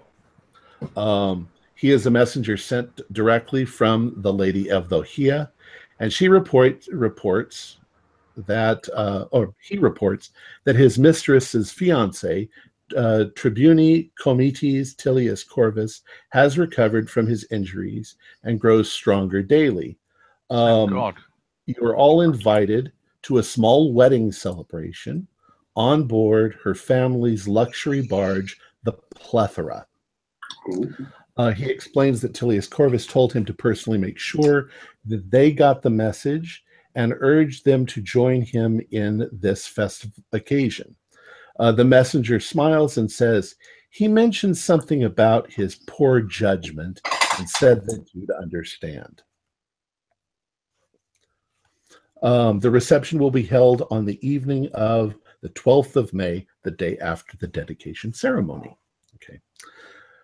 That morning, though, after the dedication finishes, Magister Militium Gamelius, he meets with all of you. He delivers various rewards, such as the loans that you've asked for to start your own businesses, deeds to land or properties within the city, minor government appointments for those of you who wanted them. And lastly, he salutes each one of you and signs your discharge papers, formally retiring you with honor into civilian life. And then he says, now that you are free of the military, I would like to know if you would be interested in taking on another assignment, one that you would be paid for. The knife has been stolen. It was stolen during the celebration at some point. There was a guard who was meant to guard it, and he was killed. And it was believed that a couple of Goths managed to escape with the sword, the knife. One of them was shot and killed by a crossbow, but the other one got away with the knife. So I was just sort of thinking that you guys and Tilius did such a great job, maybe you would be willing to go hunting for it. I haven't had the chance to speak to Tilius. I actually wanted to make an appointment with him, but he refused to come to my office. He says that his wife, I guess she's going to be his wife tonight, she's got a pretty tight rein on him, so she doesn't want him harmed anymore.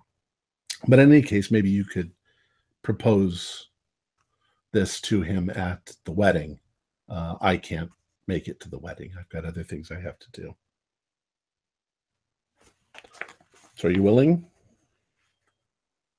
All I've got to say is that Germania can wait.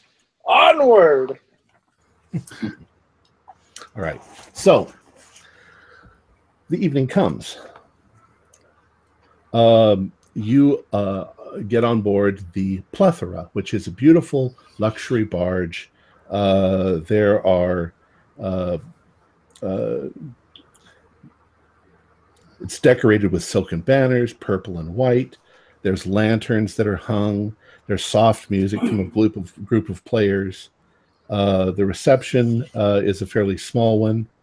Only about 24 or so guests, which includes you.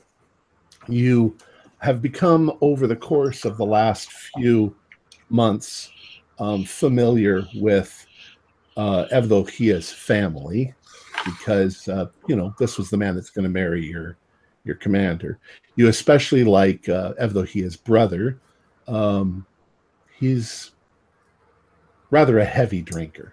But then again, you all are kind of heavy drinkers. He seems like the most likable out of Evdokia's family, although they're all very lovely people. He actually holds a government position, so he was in the military long ago, but not any longer. In any case, you're on the barge, and you can see off in the distance, of course, Constantinople. You go about a mile offshore, and you can see the beautiful Constantinople laid out to the side with up in the night. And the sunset comes, and the lamps are lit, and Lady Evdokia and Tilius Corvus make their entrance to the applause of their guests. Corvus nods at you, and he seems, of course, preoccupied with the wedding. There's a young priest named Theodoric, one of Lady Evdokia's nephews. He marries the couple. They exchange their vows and kiss. I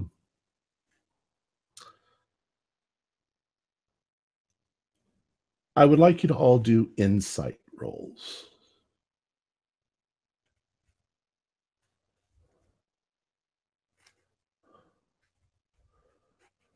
Nope. Yes, 26 out of 40. Get a 16. Okay. Those of you who passed, those of you who didn't pass, you find that everything, is lovely. It's a beautiful wedding. Those of you who did pass, you know Tilius. You know Tilius very well, and you can see that there's a hauntedness to him now that wasn't there before. He obviously, the horrors of what you went through, they seem to weigh very heavily upon him. You can see that although this is should be the most joyous time of his life, he is definitely distracted by those things, by something, As Evdokia and Corvus are pronounced man and wife, a call goes out for a toast to the happy couple. Wine is poured for everyone, and Corvus holds the cup up, and he says, to my wife and my future.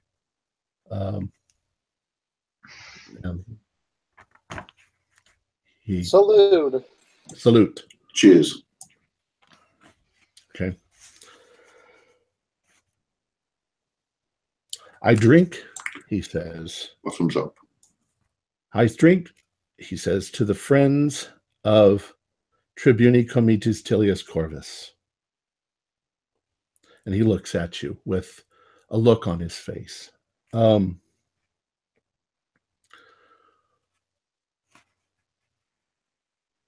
as you're looking at him, you feel odd. A sudden wave of nausea comes over you. You look around, confused, and you notice that the other guests are also suddenly grabbing their stomachs. And you feel a burning sensation inside. He says, "But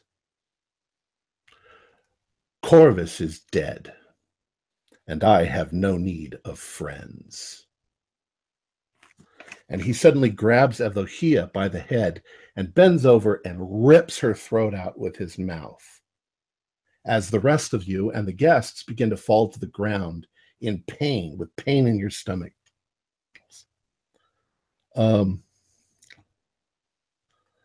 I would like y'all to do sanity rolls.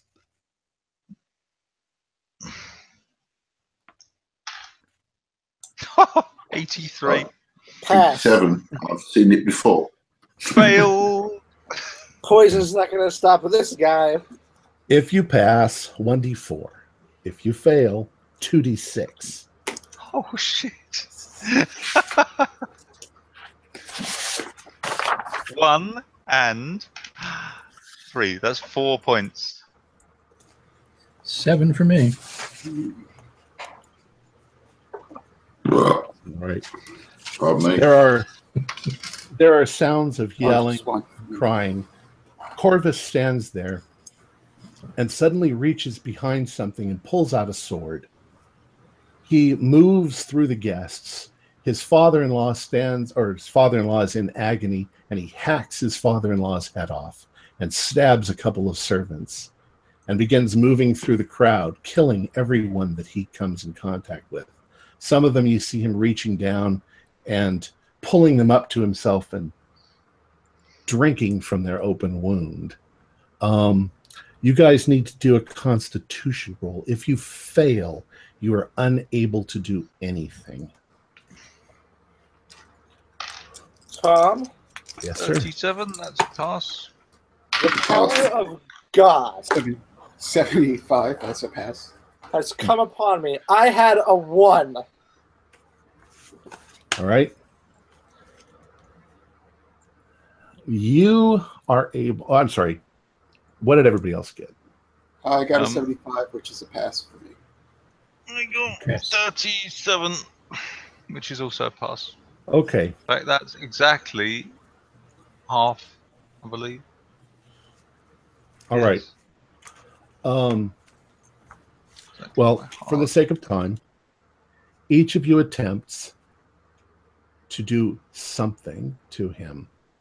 And the result is either you are stabbed through the middle or your heads are cut off. Okay. And I will have Dr. Elizabeth finish the last page of the book, which reads this.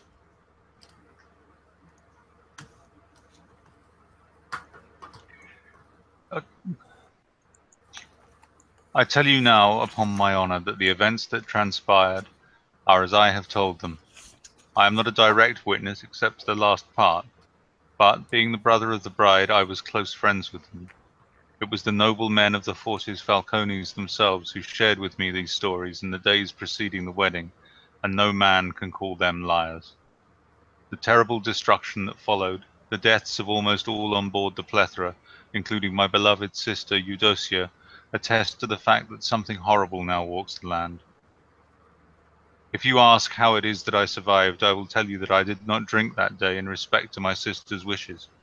When the guests first began to choke on the poison, it was one of the soldiers who fell against me and knocked me overboard. Before I could get back on board, I realized the treachery of that monster who we once called Tilius Corvus.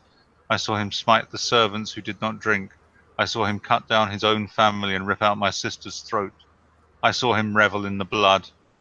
I even saw him drink it like wine. Those of his own men strong enough to resist the poison he slaughtered with a Sparta. In horror, I swam hard and fast for the shore. I thought I would drown from exhaustion. I was in terror that he would find me, and so I hid myself for many weeks. It is only now that I give this account. I fear that you will find it unbelievable, but it is true. The evil one walks among us, seeking whom he may devour.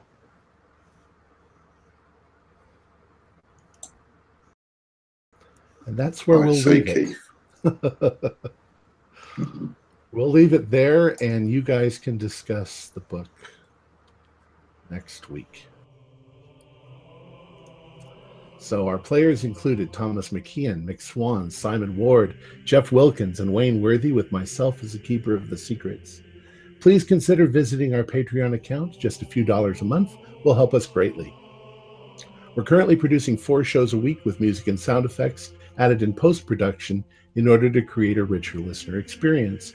We're also providing audio-only versions of our shows free for you to download from Podbean or iTunes. Like, share, and subscribe to our channel for updates on our latest shows, and leave us some comments. We love hearing from you. You'll find links to everything I mentioned in the description below. This is Tom Rayleigh, together with all the members of our gaming group, inviting you to journey with us once again into the darkness for another adventure into the universe of H.P. Lovecraft and the Call of Cthulhu role-playing game. Until next time, good luck and good gaming.